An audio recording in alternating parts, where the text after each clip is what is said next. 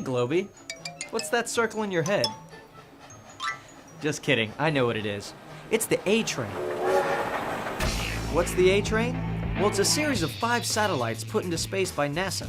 The A-Train uses the latest in technology to study our Earth system, including climate change. The A-Train travels around Earth at incredible speeds, more than 25,000 kilometers per hour. That's more than 15,000 miles per hour. Can you imagine how fast that would be in a car?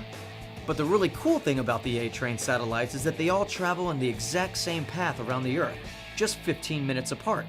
They do this so they can get a better picture of Earth's surface and the layers of air or atmosphere above the Earth. Let's say you go outside to take a picture. Then you go back inside to get a thermometer to measure the temperature. Then you go back inside again to get a barometer to measure the pressure. Then you have to go back inside one more time to get a rain gauge. By the time you make your final measurements, the clouds in your original picture are long gone. So the A-Train is a collection of different instruments on different satellites that follow each other closely to get their measurements of a place at almost the same time. The idea with that is you can basically measure the same part of the Earth system essentially at the same time.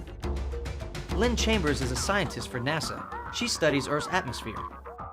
And so that allows us to take a lot of different instruments to look at things in a lot of different ways. Aqua is the first satellite in the A-Train, and it's the one we'll concentrate on today.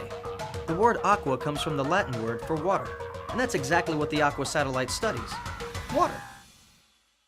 But Aqua doesn't just measure water in the obvious form you're thinking about. It uses several onboard instruments to measure water in all 3 states: solid, liquid, and gas. Think about all the places we find water on our planet. In its liquid form, we find it in our oceans, lakes, and rivers. And of course, we also see it when it rains. In its solid form, we see it in ice and snow. Wow, that looks cold. But water can also be found in a state that's difficult to see and measure: gas. Sometimes you see a puddle of water after a hard rain, and then a few hours later the puddle's gone. What happened? Well, it either seeped into the ground or it evaporated into the atmosphere in the form of gas. And the Aqua satellite measures all of these different states of water, both on the surface of our planet and in the atmosphere above. So why is this so important?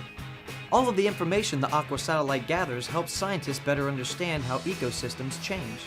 An ecosystem is a community of living things and all of the parts of the environment where those things live.